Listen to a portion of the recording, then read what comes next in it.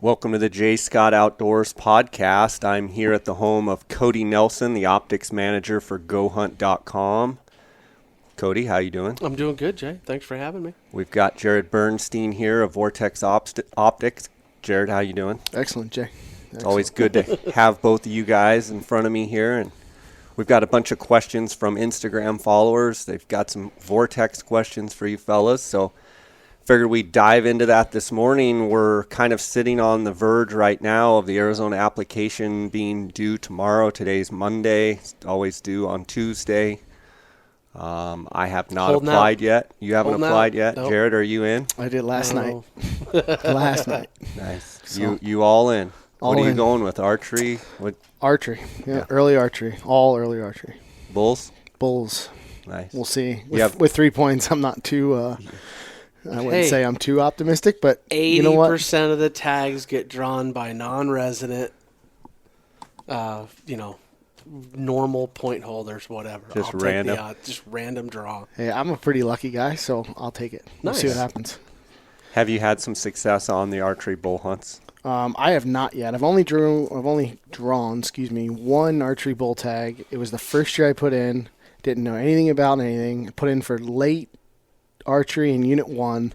Went out there, had never been on an elk hunt, just put a bunch of miles on, never went to full draw, nothing, and had a blast. Well, so that's I'm looking forward to it. That was, what was that, 5 or 6 years ago. So I'm looking forward to the next one when I have a little bit better understanding. Have you had the chance to get out and hear them bugle, during September and stuff? Oh, yeah. Yeah, I've since been on probably 15 archery elk hunts with people just helping and so you're hooked. Being a meat caddy essentially. So you're probably good at that. Some days. What are you doing? Oh, I'm doing most. I think I'm doing all early archery. I that's my favorite hunt. If I'm not glass hunter hunting for coos deer, I want to be hunting bulls with a bow in the rut. Yeah. Gould's turkey isn't on your radar yet? No, not yet. But I really want to hunt. I know I get addicted to that archery elk tag. Yeah. I'll take that every day. It's pretty fun. We're sitting here in February. Moisture's looking good across the Southwest. We've got the Western Hunt Expo up in Salt Lake City. We're leaving here in a few days. Cody, yep. I know you guys have a booth there. GoHunt.com has a booth. Boys are packing up right now. Yeah, going to be headed out there. For the listeners out there, anybody that's going to the show, definitely look me up. If you see me, want to shake some hands and meet you guys out there. Definitely come by, and I'm going to be around the Go Hunt booth quite a bit. Come introduce yourself to Cody, and it's going to be a great time.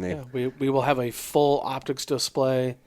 I mean, the booth this year will, you guys, well, you won't. It's not that you won't recognize it. There's just a ton of added gear to the shop this year, and I think you guys, the listeners, I think anyway, will really enjoy it. So, right on. This is kind of off the subject, but what did you guys think of the Super Bowl? Wow, I thought it was one of the best games I'd seen in a long time. Pretty good game, yeah. Yeah, I'm not partial to either team. I think that's part of the fun of it for me is I didn't really have a dog in the fight, so it was just a good game. Yeah, it's fun to see fresh new faces, and I have nothing against Tom Brady or any, but I think it's fun to see new fresh faces I'm not used to seeing, and I don't claim to be, the NFL expert, but I don't mind watching a game. How about you? Didn't watch a lick of it. I like it. Nope. I had a big old bonfire by myself, had a nice bourbon, and didn't watch a single second of it, and enjoyed every minute thereafter. I love it. Yeah, I was really disappointed in the commercials this year, I got to be honest with you. I didn't watch any of them, but it is you do bring up a point. The NFL has been a disappointment the last few years with some of the shenanigans going on. It's kind of soured me. I mean, of course, I watched the big game, but I'll watch the cards a little bit. But it's just I like college sports, yep. And even that's starting to get a little different than it used to be. But it's still the joy of athletics. I always enjoy watching the NFL. I think they're trying to regain some of what they've lost, and we'll see as an organization if they do that. I mean, they're giant, they're huge, but they certainly lost a lot of fans with some of the nonsense going on for sure. Yeah, I think that certainly doesn't sit well with me, but to be honest, football just isn't really my deal. I'm a hockey guy, and and if it's not hockey, I just as soon sit outside with a bonfire. You're a New York guy, aren't you? I was born in New Jersey. Jersey. Yeah. Yeah. We try not to tell too many people that. So now we just told a whole lot of people. So are you Giants or are you Jets? Neither. You don't care. Not a football guy at all. Yeah. No. I grew up, I mean, we were a hockey family. We grew up, I mean, my mom would put us on the subway and we go to Flyers games at 12, 13. She sent us in the city with $20 in our pocket. We go to games and then we fight all the way home on the subways. And no, it was, by definition, if I had to pick a team, it'd be the Eagles because South Jersey is essentially Little Philadelphia. But no, it's just not on my list of things to really give time to. Yeah. Well, guys, we sit here and we've got questions from Instagram followers, and I appreciate you guys sending some questions in. I kind of put it out late, but we've got a few here to go through, so let's just dive in. Right off the bat, we've got, is the turret mechanism different between the PST and the HST rifle scopes? It is. In the current rifle scopes, it is. And the PST Gen 2 turret is an evolution of that HST and formerly Gen 1 PST turret. So the HST turret that you're referring to there versus the current offering, the HST has a zero stop mechanism that uses shims, and those shims were and still are. It's a solid system, but it's not quite as accurate as the zero stop that's in the Gen 2 PST, and it's also the same mechanism that's in the Generation 1 Razor 5-20. And that zero stop is just an evolution of technology and innovation, and so it's a better offering. I always called them that little half moon. They are little shims, little half moon clips, if you will. They're good to within a click or two, or Yeah, it's just not as accurate. And what you're doing, Jay, is the old styles that you're literally laying these shims in there in that pocket. And when you get to your zero, at that 0 point, it's actually pressing down on those shims, and that's your stopping point. I mean, it's not a horrible method by any means. It works, but a true stop. Things have evolved. And let me exactly. be clear. When I say it's not as accurate, I mean it's not as accurate as a zero stop from a turret standpoint, being click value and accuracy and tracking. It is a very accurate turret. The zero stop mechanism on the newer offering is just it's just an evolution of look at a computer 10 years ago and look at a computer now. It's just an evolution of technology. The new PST Gen 2 turret is larger. It's actually twice the size, so your revolutions are now worth more, which is nice because you don't get lost in your turret as easy, right? If the turret has a 5 MOA value full rotation, once you get all the way around, then now you're at 6 and 7 versus on a PSG Gen 2, you're a longer surface area, so now you can see longer, see higher numbers and not get lost in that turret quite as easy. So it's just an evolution of where things have gone, but that's really the biggest difference. Got a question here. Thoughts on Viper HSLR rifle scope? Truthfully, I think it's one of the more under-credited Western hunting scopes in our line. I would agree. The 6-24 first focal plane XLR reticle scope it's a really neat scope because it's a feature pack scope, but it's a very hunting feature pack scope versus a quote unquote tactical feature pack scope. And I'm not a huge fan of the word tactical, but what I love about that scope is it has a reticle that allows you to hold over for wind. Okay, it has a Christmas tree type reticle where the bottom field has reference points you can use to hold, but you're not getting things like an illuminated reticle that you may not want or need or want to pay for or want to lug around the backcountry. So it's a very weight sensitive offering while still maintaining a first focal plane option for the guys that need that. It's a high magnification scope. It's a 30 mil tube. It's got plenty of travel internally. And conveniently, it's neat that scope was brought up because, Cody, I believe you guys are about to bring that scope in here in the next few weeks to go hunt. It'll be loaded up here in the next week or so. Yeah, so it's a really neat offering, and honestly, it gets kind of overlooked. It's one that I hunt with quite a bit. So, and you've answered this multiple times, but explain first focal plane. Explain that. Sure. So first and second focal plane, and it kind of depends on your shooting style, which one is better for you. One is not better than the other. It just depends on the application. But you have the lines inside the reticle. We call those subtensions. And those subtensions, if you look in an owner's manual that comes with a scope, will tell you that the space between the lines is equal to a value. So let's just say that the center point is the center point, and the next line down, we'll just call it 2 MOA, that the gap in between is 2 MOA. You can use the knowledge there to do things, whether that be to hold over if you're zeroed at 100 and you're taking a shot at 200 or 300, whatever it is. You can also use it to range. But knowing that value is very important. And a first focal plane scope, that value is always accurate to what we tell you it is, no matter what magnification you're on. So if the scope is 6-24, that 2 MOA distance or gap maintains throughout the entire power band or magnification range. And in a second focal plane scope, it's only equal to what we tell you it is at either a specified power or max power. Right. So, and it's typically max power. There are some scopes on the market that it could be a 4-16, and the scope manufacturer will tell you that the subtensions are subtended at 12 power. So you can only use the lines below the center point at that power. Right. What's nice about a second focal plane scope is the reticle is always the same size. So I love them, when I'm hunting with a child, because on the first focal plane scope, the reticle grows and shrinks, right? And so when I have a child behind a gun and you're on say a 6-24 first focal plane at 6 power, that reticle can be a little bit small and hard for them to see or find or whatever's going on. And in that environment with kids or with somebody with poor eyesight, it can be stressful, obviously, not to see a reticle. And then obviously there's the ethical problem of not being able to see a reticle. So second focal plane can be really good for that. It can be really good for a guy that is like, hey, I'm never going to use subtensions. I have a rangefinder. I want to look at the same reticle all the time. I'm not using it to hold over. I will reach up and dial, and if I don't have time to dial, I won't take the shot. Great. I mean, cool. Well, I think it's probably second focal plane. You see a lot more guys that are like doing custom turrets with yardage, as opposed to MOA or MRAD or those things. So I think it's more conducive to that style.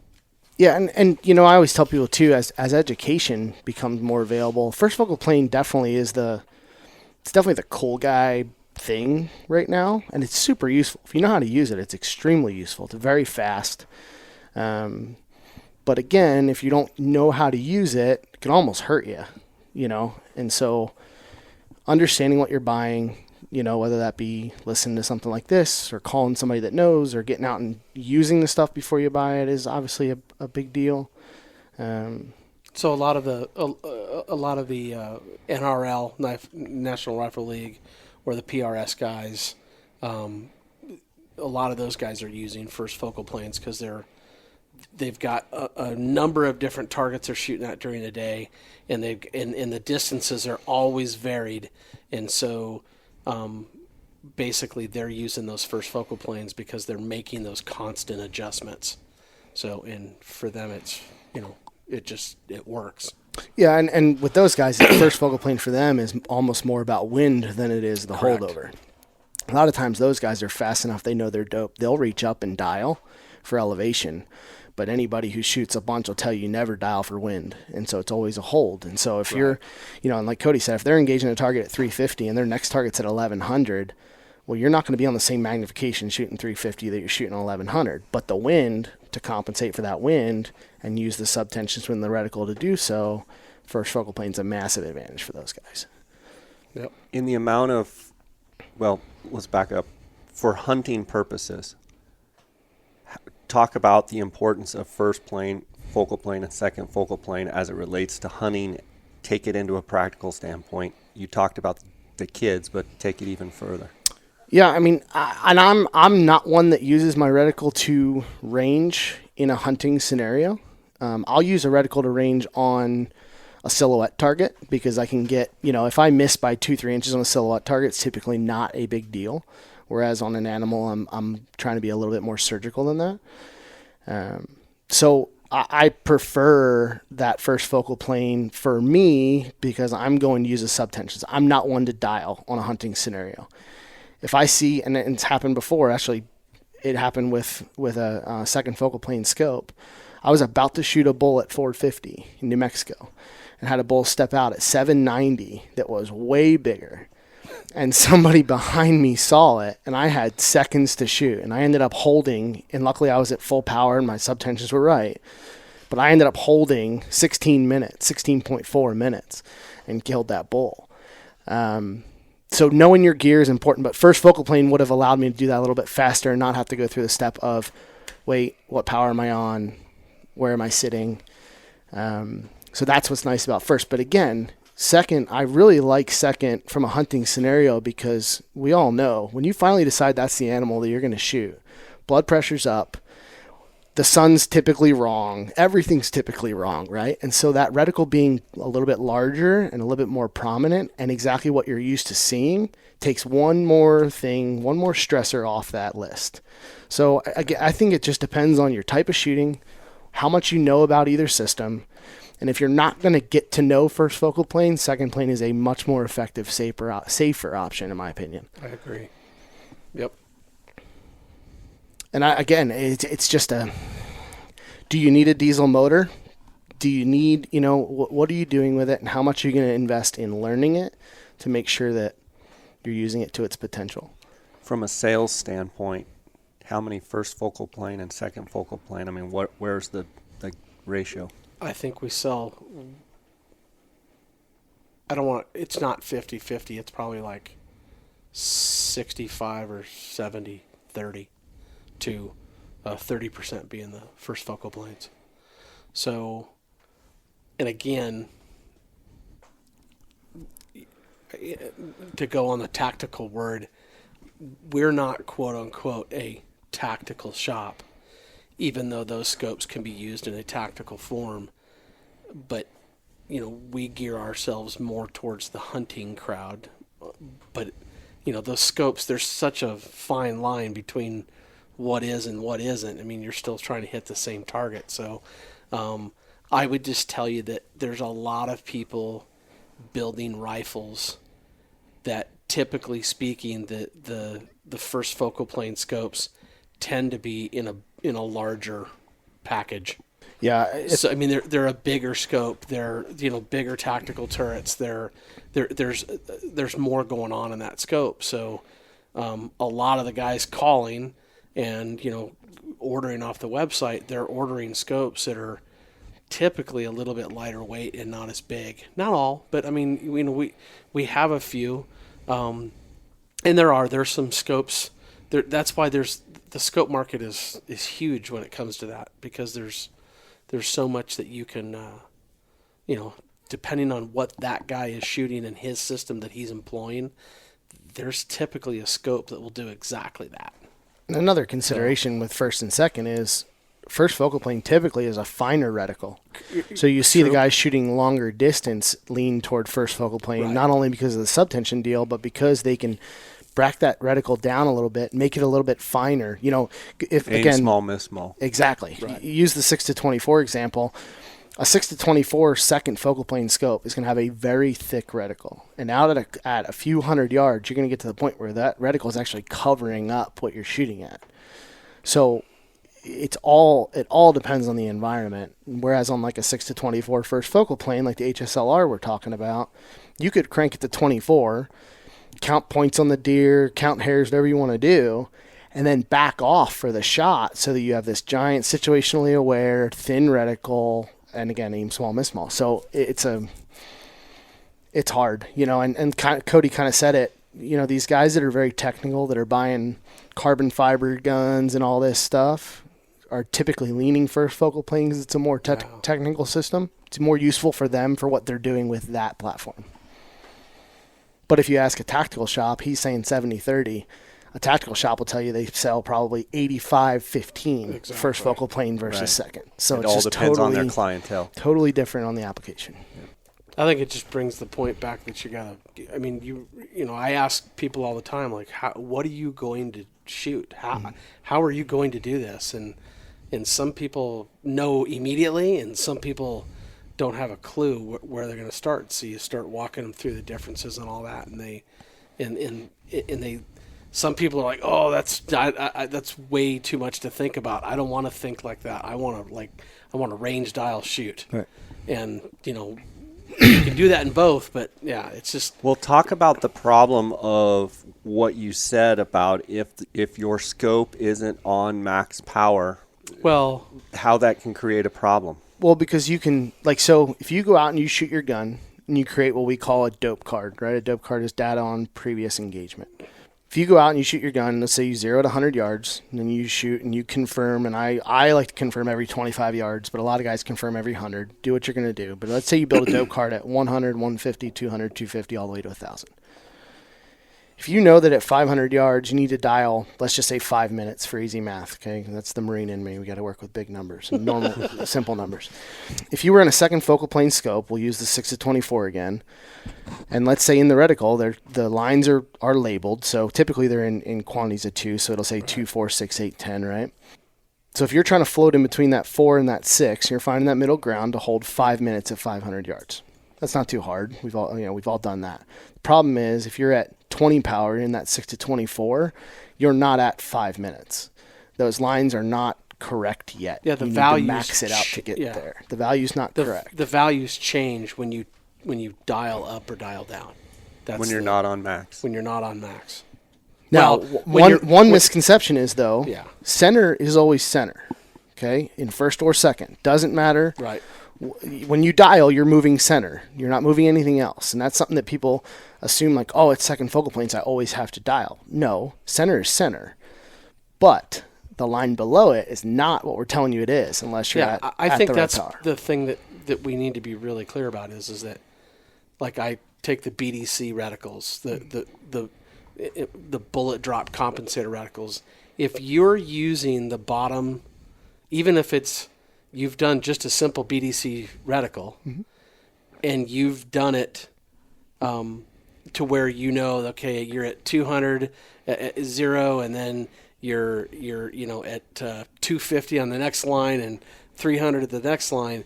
If you go to change the power on that, it's going to change the values of those lines, the bullet drop compensator. So some guys literally get to a point where they don't want to think like that. They don't want to remember numbers. They don't want to look over at a dope chart. It's just some guys like to kind of make it more simple for them. And there's geography involved there too. If you look at from my side, I look at sales numbers and look at how many BDC reticles sell in, say, Pennsylvania versus how many sell in Arizona or Utah. They could be two different companies. Like, right. It doesn't even. You put all of us reps in a room and we talk about, oh, well, what's selling well for you? Like, and I'd be like, I sell 3 of those a year, and I have a friend that sells 6,000 of them a year because it applies to that. So we see a lot more first focal plane stuff out here. We see a lot more non-BDC stuff out here. Out west. Yep. And I'm not saying that the Eastern hunter's less educated. It's that they're not shooting as far. Right. Those opportunities are not presented to them. Yeah. And so they don't need that gear. They gear. 56 millimeter reticles and it's just illuminated, and it's a whole different beast. It's just a different game. Yeah, it's not a negative toward either side of the country. Got a question here. 15 by 56 compared to others, worth getting while saving for Swaros. I have 1250 razors now. Wait, what was the first part of the sentence? 15 by 56 compared to others, ? Worth getting while saving for Swaros. I have 12 by 50 razor now. Well, I would tell. Why wouldn't you just keep using the 1250s? Yeah, the 15s that we make, the razor glass is a lot better than the vulture glass. So I wouldn't step to vultures from razors personally. Yeah, I don't know. But I would buy 18 UHDs that were Swaros. That's just me. I hope that answered the guy's question. Yeah, I don't. We don't make a Razor 1556, so it's kind of hard. The Razor 12, by definition, has been our top-selling Western hunting product. It is just it's a rock star of a unit, and so to step down in glass quality to get 3 more power, I don't see it personally. I don't think there'd be a benefit. I think that brings up a good thing. And Jay, I don't know if anybody's asked the question about UHD and the difference between the 12s and 15s or 12s and 18s. But a lot of people, I think predominantly the people buying the 12 by 50s for me, I would tell you that they're elk and mule deer and kind of do everything guys. And the guys that, certainly the 15s have a place in that world, but guys that are trying to do everything and, maybe even still use that 12 on their chest a little bit, that, they're using the 1250s, and that's the guy buying the UHDs right now, the 1250 UHDs. So I think it's kind of interesting, if you're going, I keep telling people, if you're going on a Coues deer hunt, or you're out in big country and big canyons and distance is a factor, the 18s I think do better. I think it makes for a more pleasurable, glassing experience. I'm not saying you won't find anything with 12s, but I think that those long range distances, really, that the 18s and certainly the 15s, when you get into that, just make for a better long range glassing system. Well, your knees will appreciate the 18s. Yeah. For sure. Any time you can just sit there a little longer and look a little further is a good thing. Here's a question. Does Vortex ever deny warranty claims? I'm not aware of one. The only thing we say or ever say is that the only thing we don't warranty is intentional abuse, I think is the way it's written. But I've never heard of one, and I've heard of situations that are outside of just insanity, like the California wildfire that burnt. I mean, yeah. I don't remember the number. I knew it at some point, and it just doesn't come to me right now. How many scopes we warrantied out of just that one incident? And I don't mean to downplay the incident. A lot of people were massively affected. But, I mean, there's so many above and beyond stories like that where Vortex is like, yep, we got you. And it's of all the years, I think they've pretty much taken care of everything. Now, I've seen them not replace something new and repair something. Oh, 100%. But just to say that you're getting a new, I don't know. I don't think I've ever seen them deny or. I'll tell you what, we've had quite a few people that have asked not to have something replaced because they have sentimental value to the unit. Yeah. The one that comes to mind just was I think it was the guy who was in the Army. He's in the Army or the Marine Corps. He got blown up, pair of Viper HD 1042s, and he's like, look, I don't care what you have to do. Like, I want those. I want that charred body. I want, and so there's just some people that are attached to that I've had a couple of damaged, the armoring that was damaged, and they obviously repaired the glass, but the armoring was left and it was still in great condition and worked, and the person was as happy as can be. They just wanted it fixed. Yeah. So that brings a question I have: do the armed forces, do they contract with Vortex, and are our guys supplied with Vortex, or is that sometimes a situation where someone owns them personally and that's part of their gear? Both. I think you hear both. There's both, yeah. I mean, we have a couple scopes that have really done well on a durability standpoint on certain platforms that are known for blowing scopes up. Our Razor HD Gen 2 series specifically in 1-6 and 3-18, 4.5-27 is it's known for being a tank of a product. The bigger scopes are known for being heavier than some of its competition, but with that comes the benefit of, they are built, it's ridiculous. Yeah, They're so strong. Tell you that it doesn't happen all the time, but we have a large amount of people that call and that are they either maybe they didn't even know what Vortex was, but someone in the military showed them what it was and and they come home and they're out of the military and that's all they use because it's what they fought with. That's cool. That's cool. It happens actually all the time. There was a bullet manufacturer one time that I heard a story about where snipers were literally sending them pictures saying, thank you, this is what your bullet's doing. And, some people might think that's gruesome or whatever. I thought it was, if I was that manufacturer, to know that I'm making a difference and here's the results. Sure. I'll happily show you pictures. I actually have a picture in my phone of a buddy that's in one of those units that people don't talk about, and he sent me a picture, and their Humvee had gotten blown up, and it's a picture of his rifle on the blown-up Humvee with our Razor Gen 2. And the words on, and I'll show it to you clean as day. We just can't put it on Instagram. But And the words under the photo are, "You should see the work I did with this thing after these blanks blew us up that day." Yeah. And it's like, yep, like that's just, if that doesn't make you feel like Yeah. $1 million, you don't have a soul. Well, Like, it's there's just something, great. there's something, when something's been, it's one thing to battleground say, tested. but I was going to say I mean, it's one thing to say your product has been taken into the field and you went on a nice Spotted you know, a coos deer. I'm sorry when someone says, "Yeah, this thing's been in a Saved my life. Humvee bombing." I mean, I'm sorry, it's a little different. There was another manufacturer not too long ago where maybe I saw a bullet strike to a scope, but it still worked. And I'm sorry, when you get those kind of those testimonials, there's nothing more powerful. Yeah, that's awesome stuff. So, And there's individual, we get a lot of police officer stuff too, individual officers yeah. that buy, and there's a lot of departments that issue our gear too, but I could think of one guy that's on Phoenix that sent me a video, and he was on Arizona Family, pinning a dude down on the 10 with his rifle with a Razor 1-6, and he's like, "Hey dude, like this thing rocks." And like, man, like what else could you want in your day,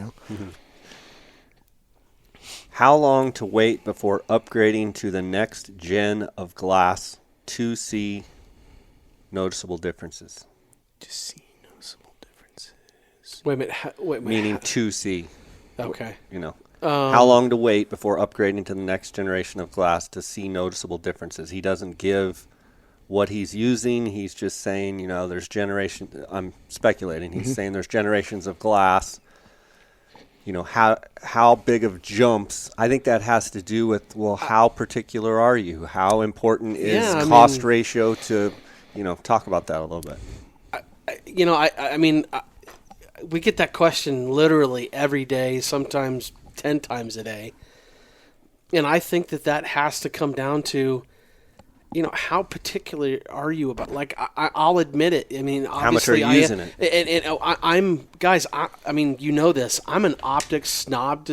I want the best glass that I can get for whatever I'm doing at the time. I'd say optics nerd is a better. Well, okay, I'm with you, but I'm always looking for any advantage I can get, and if that means to me that I need to save money and do this or get that, and I'm always not the best person to ask because I generally have what I want when I want, and I get to test everything, and that's probably not always the best question, but I would always ask somebody like, are you, is this something you're using like every day?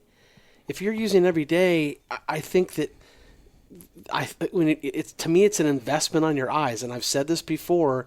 But if you could calculate on a daily basis when you use,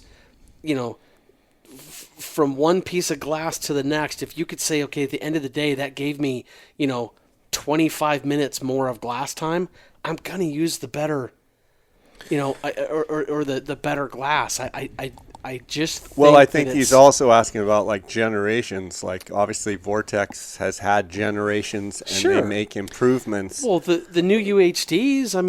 I think that's a great the addition of the abyconic prism. I'm sorry, I thought that made a huge difference in the way those glasses look to me. There's some anatomy involved too, though, right? I mean, I've done retail events where a guy will be looking at 2 rifle scopes or 2 binoculars and say, let's go outside. First of all, the lighting in a retailer is not good for anybody's product. Let's go outside. You look at it. Tell me what you think. And I've had times where the guy looks at the lower end of the 2 products and says, I actually think these are more clear. And I've had the opposite where the guy looks at the higher end product and goes, all right, I got to convince my wife how I can pull this off. And so there is some anatomy involved in that decision. It's not just, Cody said the UHDs are the best, so they're going to be the best for me. I mean, yes, I would think that, but is that true? I don't know. Your eyes are different than mine. It's not like, and I like using vehicle references. It's not like saying like, okay, does the truck tow 10,000 pounds? Yes. How much does your trailer weigh? 7,500. You're good.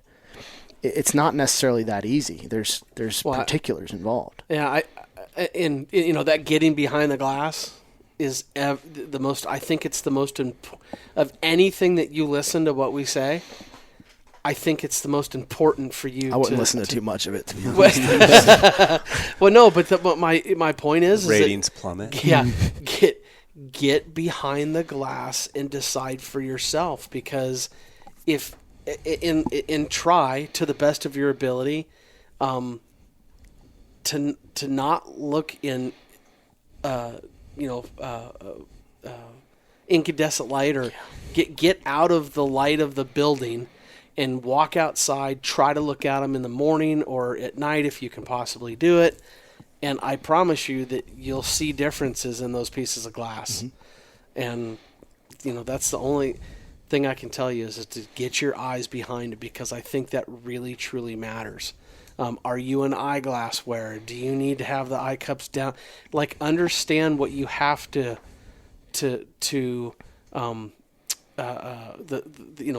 focusing systems on those glasses.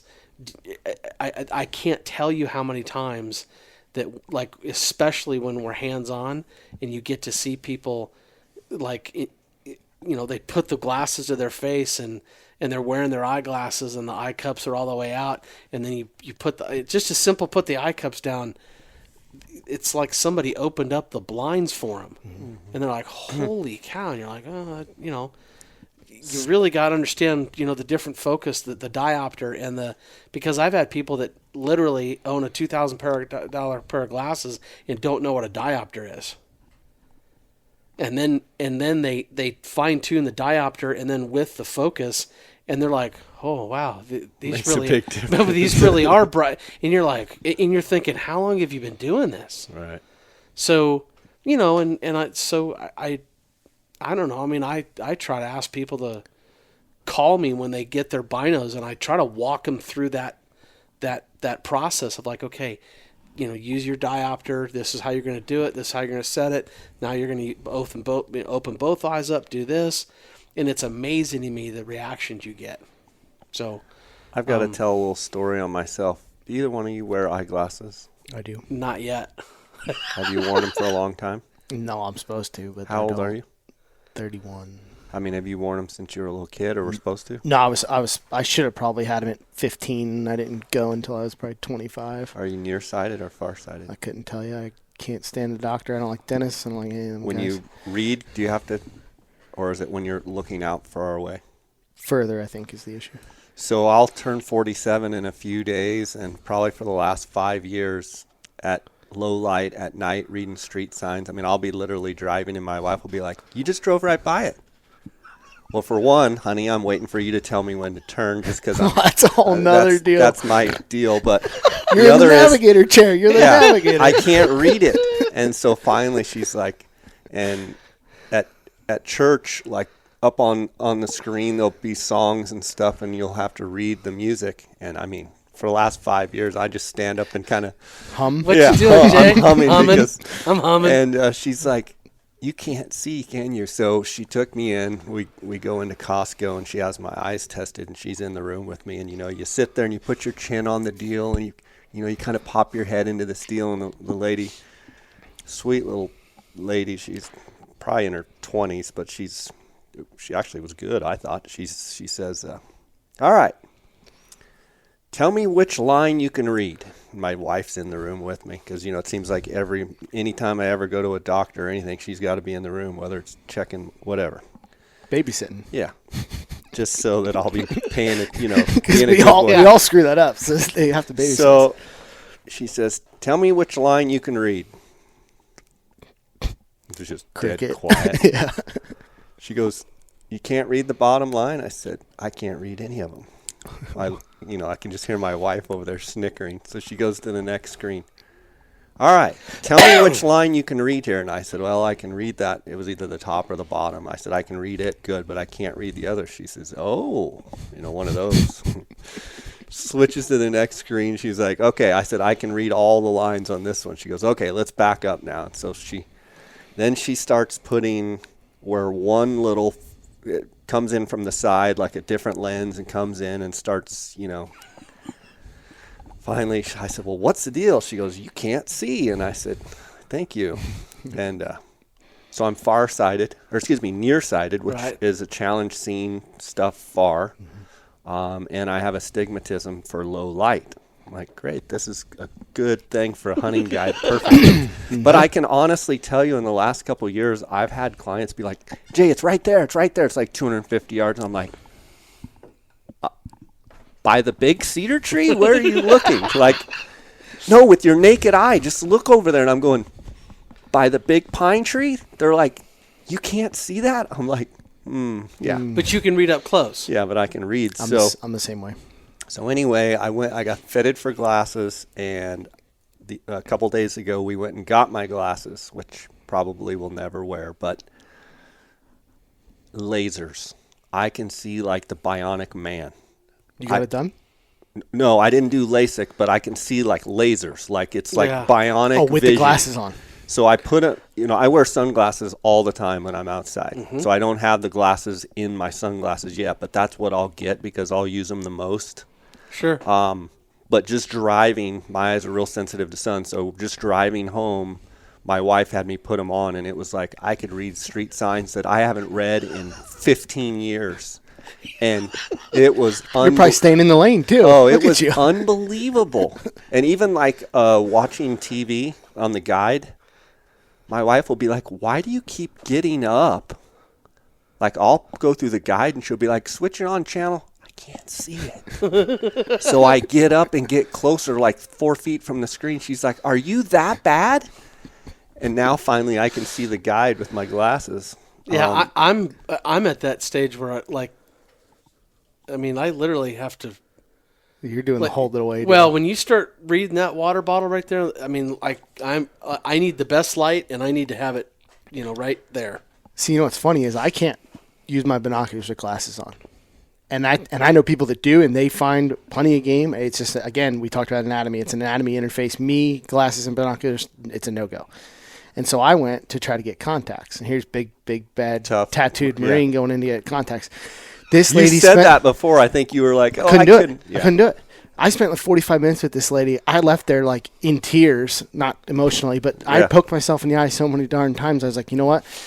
I got to go get LASIK or something because I can't. I'm the same way, though. And we've talked about my buddy Hunter. We go out, and that deer I just shot in 19A, he's like, do you see the buck? Like, it's standing there looking at us. We're on a mesa. There's no trees. The only thing on the mesa is this buck and some grass. I'm like, dude, I don't see it. He's like, it's at 280 yards. I'm like, dude, I get behind the gun. Of course, I can see it now, and I kill it. But it's funny. I'm the same way. Well, my rendition of that story is this. And Jay, you don't have kids. And that I know of. You have you have a little one at home. 6-month-old. But I do. Not of reading age yet. I had no idea how much I was having my kids. Like, hey, what's that? What's that over there? Yeah. And I mean, all of them. They're like, Dad, you need glasses. I think what I need is I just need a good set of readers. I can see street signs and that stuff without any problem. I can see, I can see deer moving or whatever. But it's, the it's meme that it's got the, I don't know, the Chinese guy or whatever. It's that guy, and he's doing the look where he's squinting really hard. Right. You know that. That's what I pull up when I'm looking for a street sign. I'm like squinting, and my wife's like, "You're underneath the sign." I'm like, "I can't see it." Anyway, anybody that's going to come hunt with me, I'm blind. Just know that. But once I actually put my eyes in the binos, I'm fine. Yeah, that's funny, isn't it? I think it's funny you hit on the navigation thing because that's me and my wife's biggest fight. Like, you're in the passenger seat. So my biggest thing is I just drive. Okay, so most of the time my wife drives. And the reason that I let my wife drive is because she has a very particular way about how she drives to everything. She says that I'm like a grandpa and just get over in the right lane and I'm just kind of going. And these guys will say, oh, he drives fast and all that. That's probably off-road. When I'm just around town, I'm like just driving. I'm like not blowing Mach 6. But she's just point. Why'd you turn left? You need to go right. You need to. This is the way to go. I'm like, so the fun story is like when we were driving and she's like, why didn't you turn in? I said, honey, you didn't tell me to turn. You've told me between here and the house, every place to turn. I was just waiting for you to tell me. And she just laughs. You really have to meet Jean. She's a special gal, and she's particular. She's particular, and she has her own way of doing things. Hey, we all do, though. I mean, you can't fault her for that. She's an awesome person. She's particular. Patient. She is patient. The Patient. stuff that I put her through, oh my goodness. Let's just use the word patient. We'll get to the rest of these questions, guys. I want to thank the sponsors of this podcast really fast. Obviously sitting here with Cody, the optics manager of GoHunt.com. I want to thank GoHunt for their sponsorship of this podcast. And I want to pat Cody on the back a little bit. It's rare that I go a day. Sometimes I'll go a full day without getting a message from a podcast listener or Instagram follower that doesn't. There may be a day goes by, but very rarely. And a lot of days I'll get multiple where people say they've interacted with Cody and the amount of service that he provided them was, I get it every day, where they have not seen the level, the quality of personal attention, questions, service, and truly someone that cares about what they're after. It doesn't matter what it is. I've had everything from tripods to rifle scopes to, hey, my binos are down, come over. Cody's going to gives him his own personal binos to go out on a hunt. Cody, I want to thank you for that. Hats off to you for the success that you've had over there in the last couple of years with the optics department. Thank you. I want to thank GoHunt for sponsoring this podcast. I want to remind you guys, if you have any optical needs at all, anything to do with glassing, any questions, tripods, binoculars, rifle scopes, rangefinders, whatever it is, you name it, call Cody, 702-847-8747. That's extension 2. You can also send him a text directly on his cell phone, 602-399-3699. And I don't just say that. I was in your wedding. We've been friends for a long time, but it's fun for me as a friend to get people literally taking their time to send me a message how good you are with dealing with people. So hats off to you. I very much appreciate the opportunity. And thanks to GoHunt for the sponsorship. I also want to remind you guys the GoHunt Insider. We're in the middle of application season right now. If you're not already a GoHunt Insider member, you can go to gohunt.com/jscott. Just by signing up, you're going to get a $50 GoHunt gift card that you can use in the optics department. You can use on the website. You can buy any of the gear that they have at GoHunt. Yep. Thanks to the Insider. It's an awesome resource. We had a bunch of people sign up last month. I know we'll have a bunch of people sign up this month. I also want to thank Kuiu Ultralight Hunting, Kuiu.com. That's Kuiu.com. Kuiu is the gear that I wear on all of my hunts. I want to thank Phonescope.com. If you use the JScott20 promo code, you're going to get a 10% discount there at Phonescope. And then last but not least, Onyx Maps. Go to onyxmaps.com, use the JScott20 promo code, and you're going to get a 20% discount. Now, guys, here in a few days at the Western Hunt Expo, all 4 of those companies, GoHunt, Kuiu, Onyx, and Phonescope, will be at the Western Hunt Expo. I'm going to be wandering around the show on Thursday, Friday, and Saturday. I will be at all 4 of those booths at some time or another. Look us up. Look me up. I want to see you guys, and I want to thank the sponsors for supporting this show. You guys don't know it, but we're right on. I started this podcast in 2015. Yep. This is the 5th year. We're right here at the anniversary. Close to 34 million downloads, and it's been a huge blessing to me to have the response that I've had and the loyalty from the listeners. And it's, good episodes like having you guys on, sharing this kind of info. It's super important to me. Congratulations, Jay. That's pretty awesome. Yeah, it's been crazy. It's been a crazy ride, and I've enjoyed it and been able to impact a lot of people, and I don't take that lightly. So it's a good way to get information out there to people, and it's still fun for me. Yep. And I look forward to doing it more. So let's go to the next question here.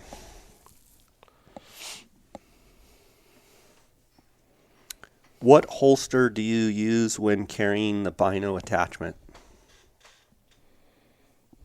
Holster, as far as a chest rig, is that? Well, it's talking about the bino attachment, so it's probably, and it's a good question to ask, I think. Well, do you carry your binos with the attachment on there? Do you leave the attachment on the here's my tripod? Do you have it in a holster? I will tell people, I think it is not wise to carry your binos with an attachment, stuck to the center hinge, that hinge, stud or whatever it is.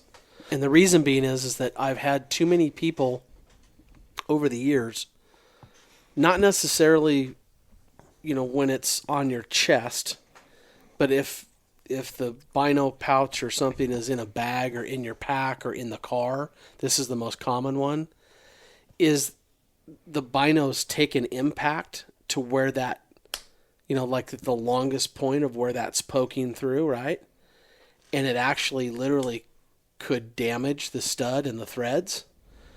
So I try to tell people, if they're going to leave it on, if they just can't stand it and they have to leave it on, make sure that it's not tight. Meaning that, like, when you glass with it, you would, reach up top and tighten it down so it doesn't let your binos wobble, right?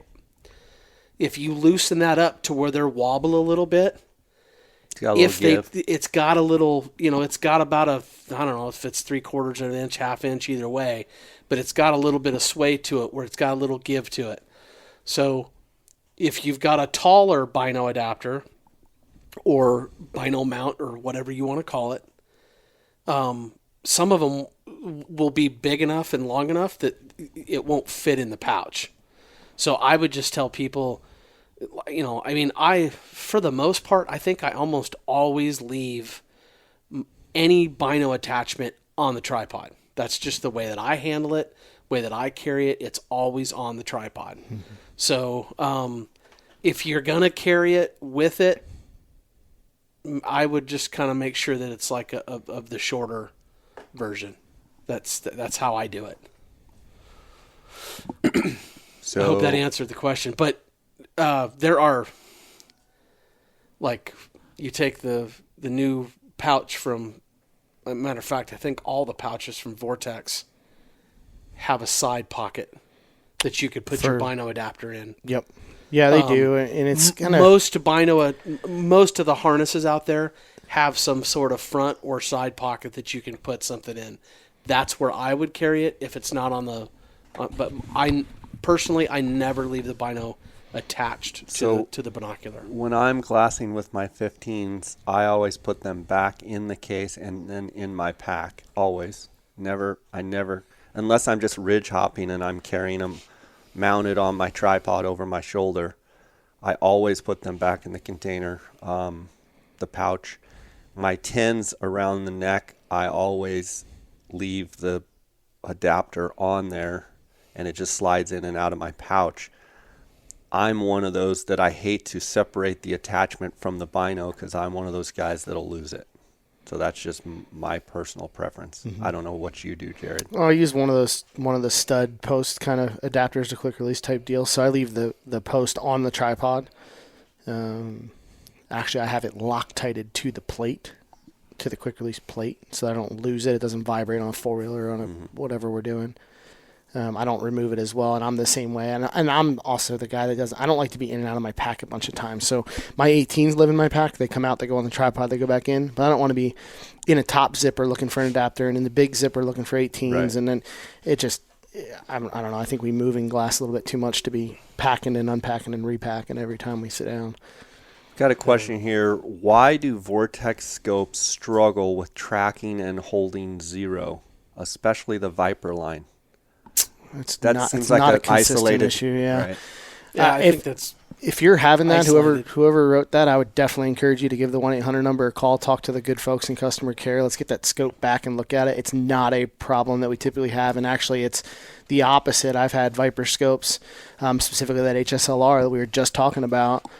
I've had that on the range with some high dollar $2,500, $3,000 scopes, and we've done the tracking drills where you have boxes at set increments on a piece of paper at 100 yards and done those drills, and actually had the opposite effect where it's actually doing better than some of the premium scopes. So I would encourage that person to just get that thing. Let's get that looked Isn't at. that a good point, though, that if someone is having an issue with some of these great companies, with Vortex being one of them, and you've got something like this that would make you put in this question, there's obviously something wrong. Right. So reach out, because That's just not. I mean, I've heard the opposite of this question. Right. They will fix that thing so fast that's a non-starter. It's just and the first thing that I do or would ask somebody if they called in and said that, what I want to know is, and this isn't any reflection on the person answering the question, but I want to make clear that because you get enough of these a day. I get enough of these. Like, I want to make sure, like, I've had guys call and ask that question, but yet when they're shooting the ammo, there's 3 different kinds of ammo in the box. Or no bipod, or no sandsock. So for sure. You want to make sure that everything is consistent, and then, so this is the ammo that you use, you're using the same ammo. I've had guys have different things happen because it's hot one day and cold the next, or they're shooting the barrel hot. There's just a whole bunch of too many things variables that are you got to be really careful with that. So, or who mounted the scope?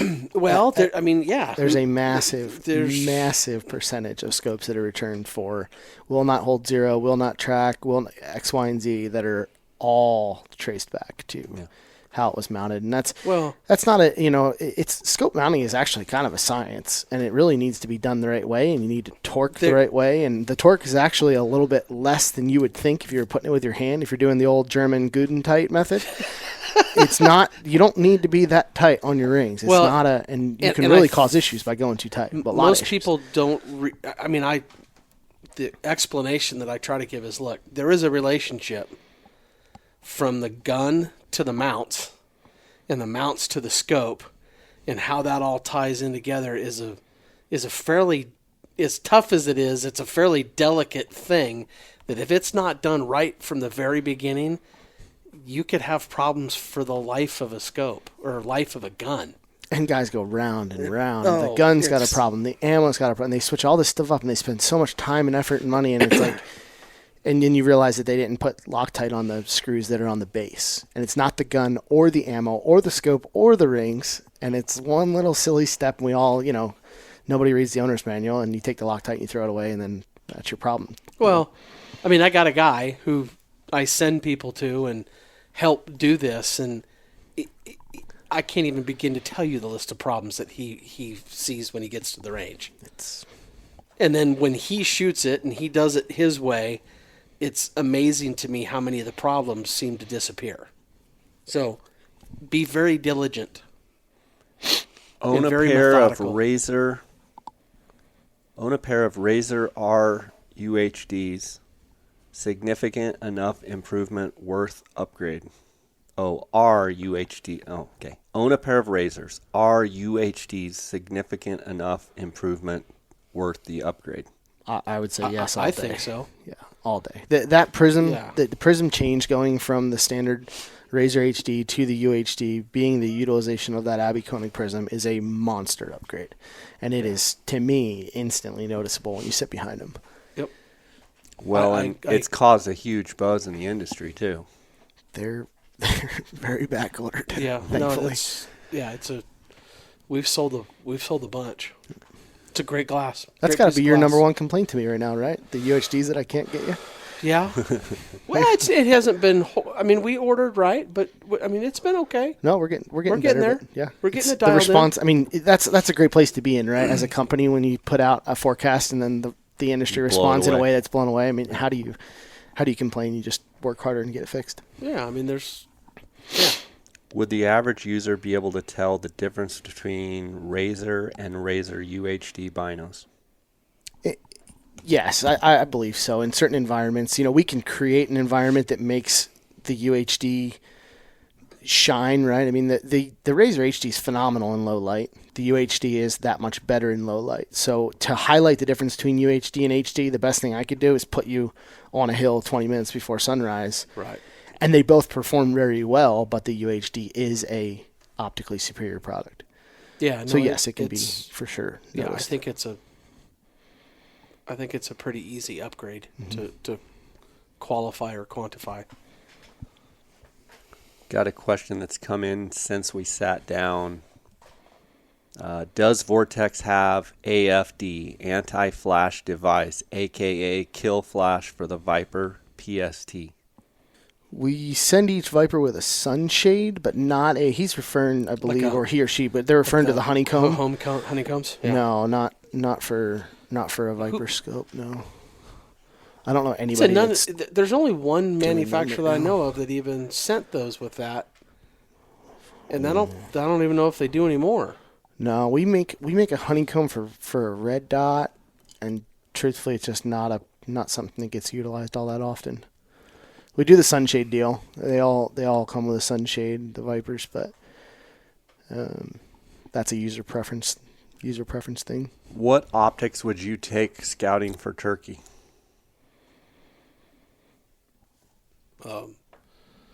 I'd probably just go with a simple 8x40. I mean, I love an 8 or a 10x42.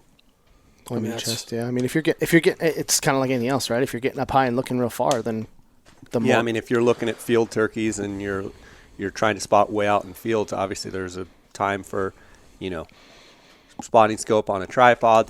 I see a lot of guys in the Midwest. A lot of my buddies are doing window-mounted spotting scopes. Okay. Looking mile and a half out at birds that have flown out into a big field. But I think in general, we've all agreed that an 8 or a 10 around your neck is on your chest is best. I think just for general scouting, and if you're riding around in a UTV or whatever you're doing, I almost always have a set of 8s or 10s on my neck, or on my chest. The question is, are there any Vortex spotting scopes that would make the best option for a dual spotter? The only dual Vortex I've ever seen combined on a was a 65 Razor. Yeah. And there was a gentleman that owned a machine shop. He built his own mount for it, and it was pretty slick and it worked well. But it's not something that we typically see done. Yeah, and we talked about too, I think, on the last one where Swaro makes a product that actually is kind of really conducive to that, with the way that little step works on their straights. Yeah. It allows you to get your eyes closer together. Truthfully, ours are dead straight, and that's not a negative toward either one. It's just that theirs, by definition, I think it would be easier to do that. I don't think it's conducive, except for on that older model, I guess. The older one would do it. The older Viper would do it, but again, the new Viper spotter is straight in line, like the Razor. Correct. With the midline helical focus. So yeah, I mean, Jay, here's what I would tell a guy if he's not wanting to go, the big eye route like you use. I mean, and not to bring up another maker, but he might look at the 664 Koas or something. I mean, those are the only other ones that I know that were, because of the shape of the binocular, work really well.